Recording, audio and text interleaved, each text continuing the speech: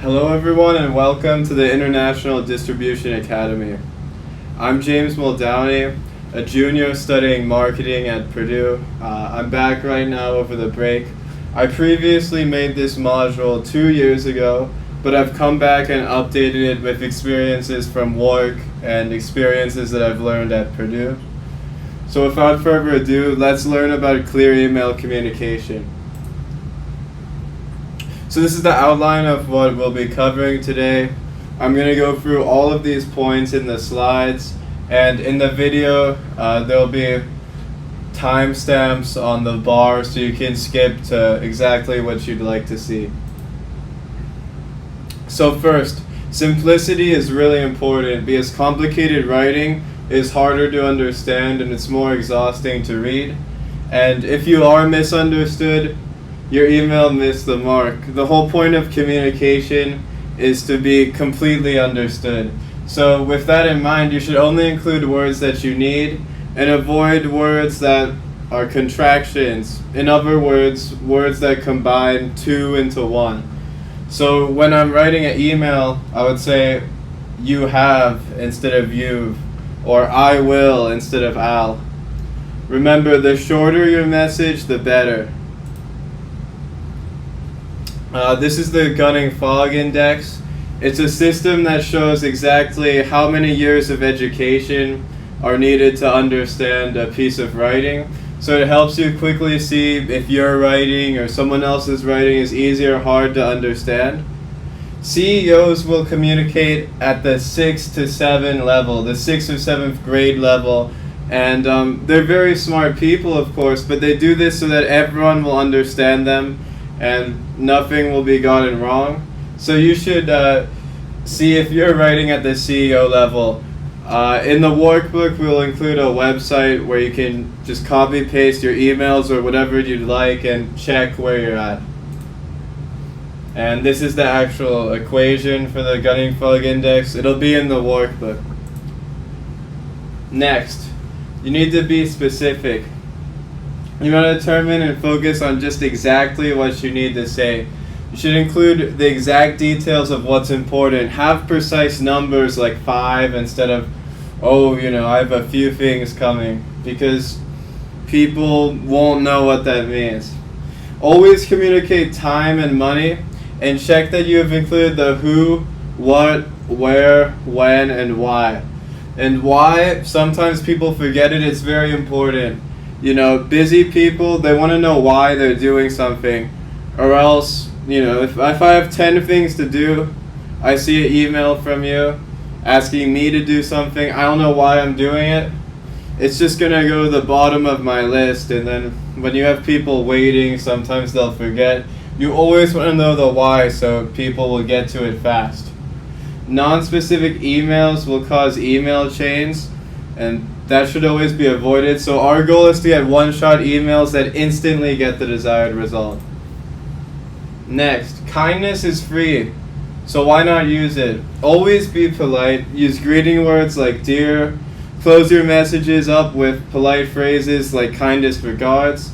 You should not use informal greetings like hi, hey, what's happening, what's cracking, homie, or someone's name directly.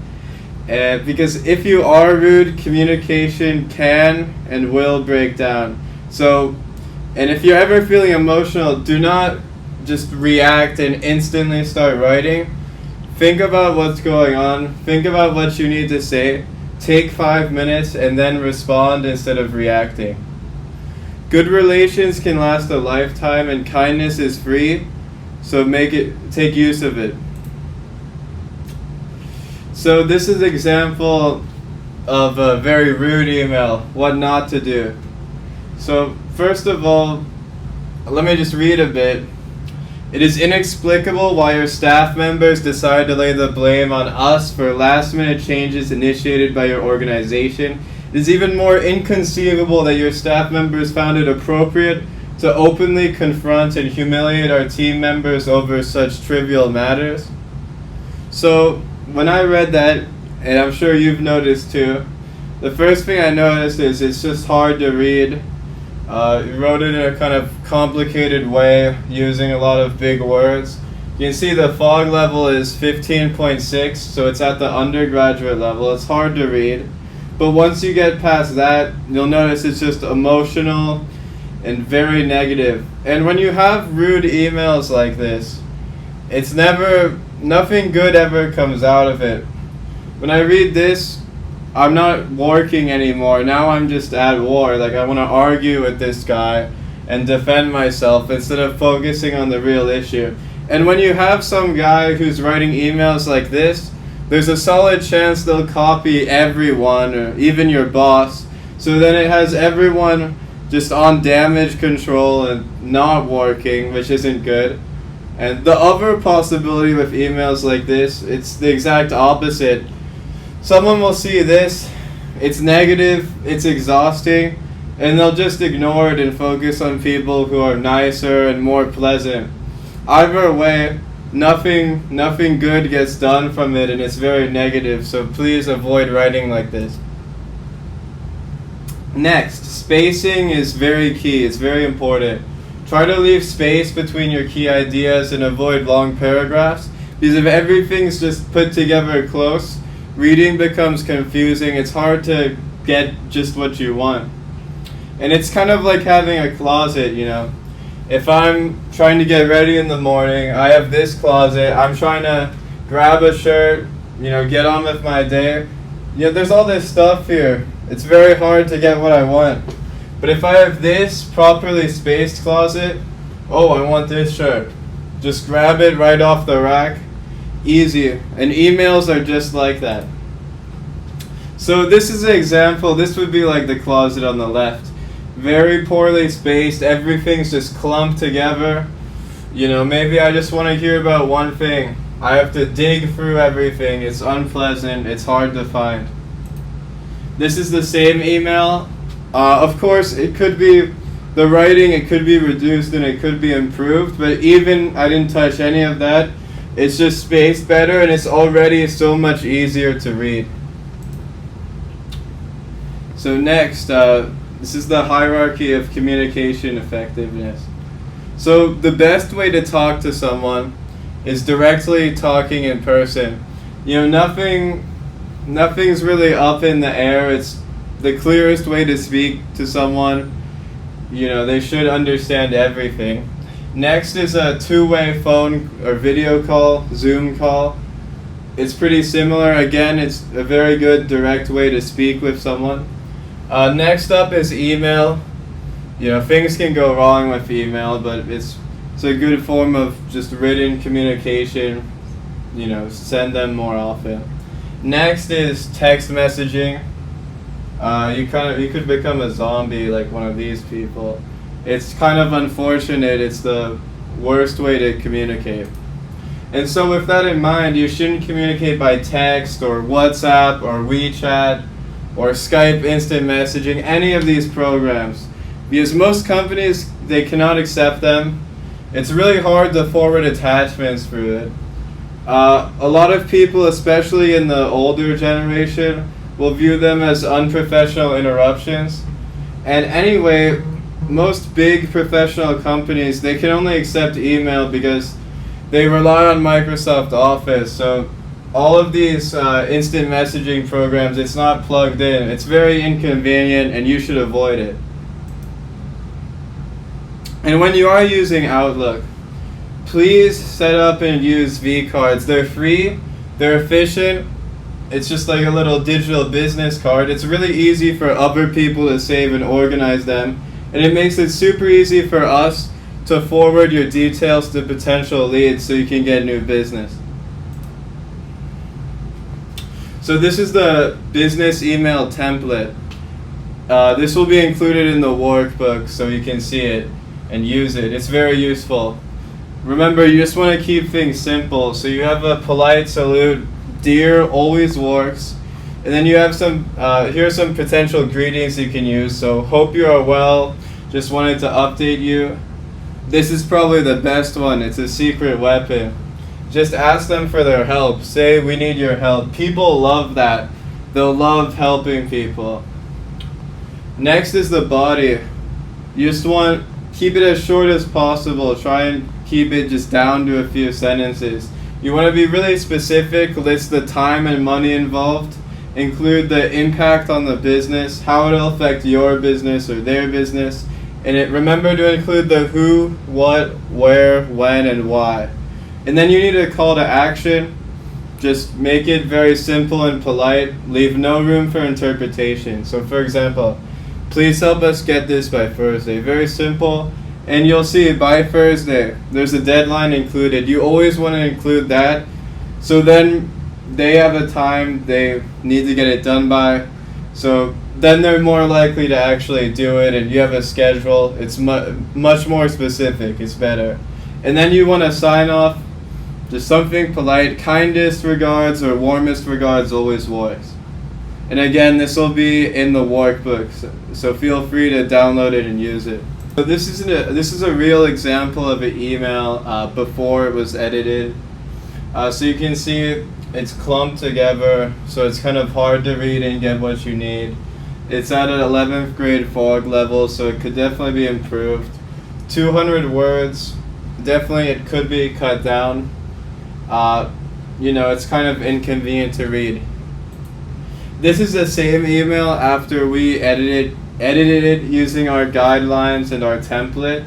So you can see the fog index level got cut down by 2.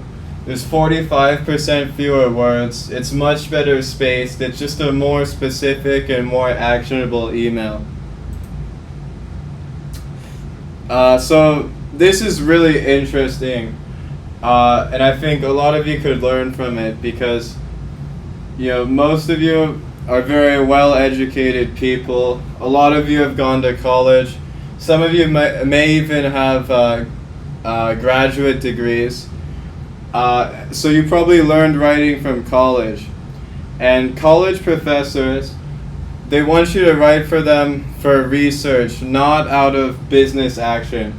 So they want to see your technical knowledge, your writing proficiency. They want to see a big vocabulary, and they often have word minimums, because they just want to see you write a lot and do as much as possible if you're writing. But in the business world, this is not a good thing. So what's really funny is I wrote this paper for my business writing class, and actually I got a 99 on this.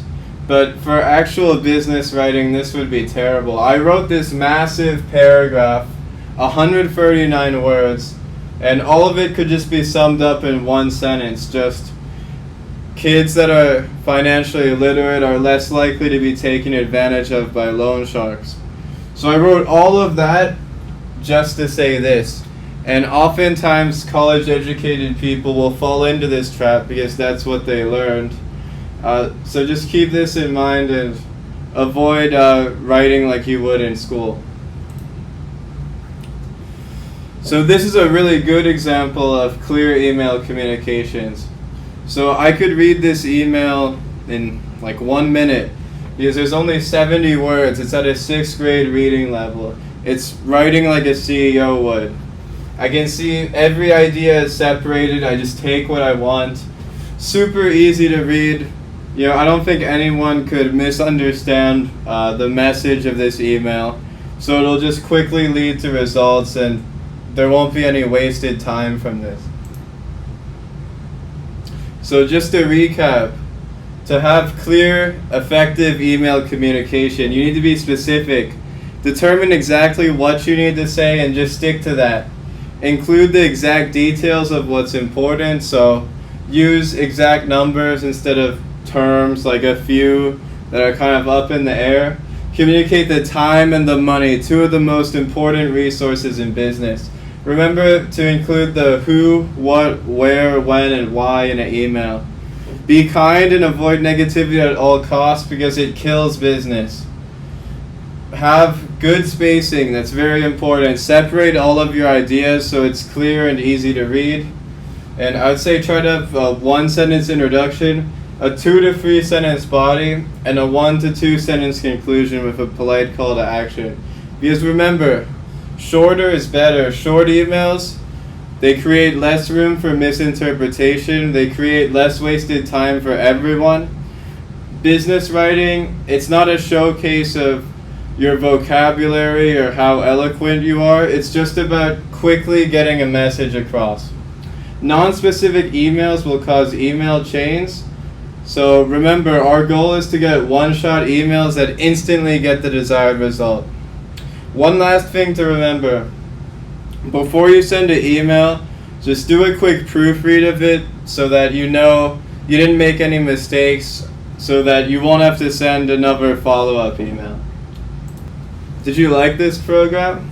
If you did, please take advantage of our other free training modules that are tailored exactly to your needs. Thank you for listening, and happy selling.